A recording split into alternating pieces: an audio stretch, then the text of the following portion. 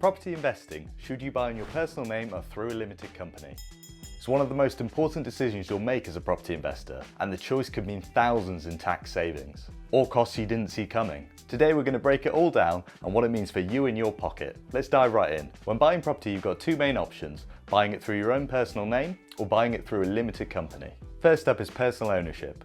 This is when you're buying a property in your own name and any rental income is taxed at your own personal tax rate, depending on what you earn. You can also deduct costs like maintenance, management fees, and the interest payments on the mortgage. However, a major caveat to that is that if you're a higher paying tax earner, since 2017, Section 24 came in, which forbids any higher paying tax earners from deducting the mortgage interest payment away from their income, which is absolutely huge. Suddenly the cost of personal ownership of properties has just gone through the roof, which is why people are considering alternative options like limited companies. And what a limited company is an SPV or special purpose vehicle. That basically means it's a company set up and registered with Companies House, and its only purpose is to hold your properties and take your rental income and pay your expenses, and then take your profit from that. But unlike personal ownership, limited companies do not have that Section 24 restriction, and you can fully deduct the mortgage interest payments away from your profit. This structure is often favoured by anyone in the higher tax brackets, but it does come with some additional setup and administration costs.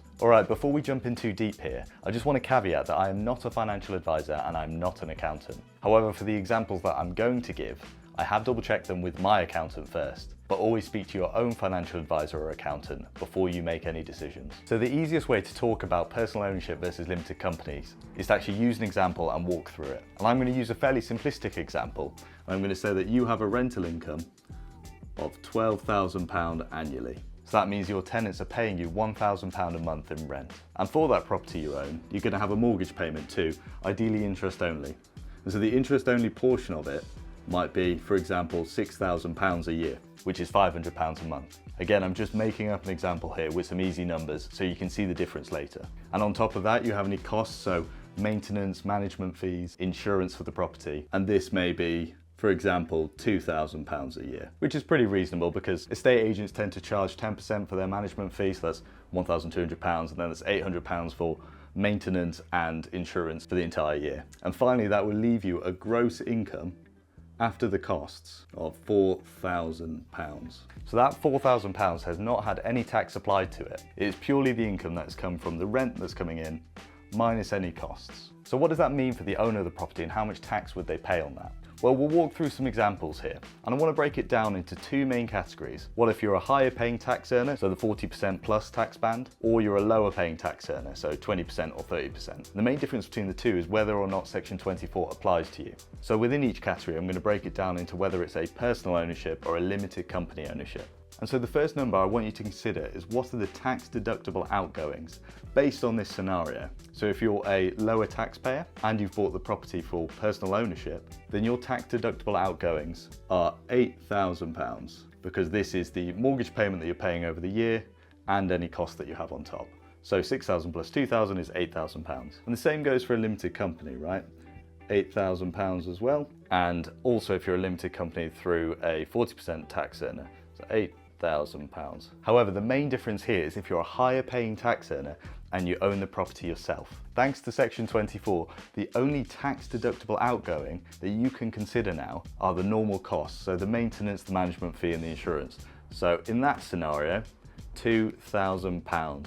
So £2,000 is all the money that is eligible to deduct from your tax. So what does this mean on the flip side? How much your income is eligible for tax?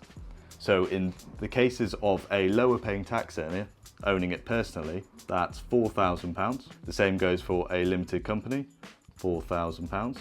So that's the difference between the 12,000 total of income minus the tax deductible outgoings. It's the same for the limited company for the higher paying tax earner. But when it comes to the higher paying personal ownership, you are now liable to pay tax on £10,000. Which is ridiculous. So if I add in the tax percentages you're going to have to pay here, if you're a 20% taxpayer, you pay 20% tax.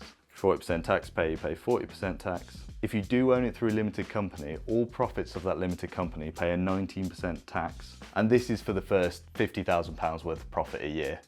There is a sliding scale after that, and I think it's up until 250,000, then you pay 25% tax. But for the purposes of what this video is for, I'm just going to say 19%. So 19% as well. That's not applicable here because it's personal ownership. There's no corporation involved, so no tax there. But then for the limited company, you also pay dividend tax to actually get the money out and take that profit. So for a lower paying tax earner right now, that's 8.75%, and for a higher paying tax earner, that's 33.75%. This is currently April in 2025, so these numbers are correct as of now. Might change in the future, but the point still stands. This sounds like a lot more tax, but it's being applied to less money. So this is where the numbers get really interesting. How much does this mean for your net income? And by net, I mean what is the profit that you've got after tax? So for a lower paying personal ownership, there's 20% off £4,000. So your net income will be £3,200. So that's 800 of tax. For a 20% taxpayer through a limited company, that's 19% applied to the profits and then 8.75% for your dividends, which equals, I have to check this one, £2,933.75.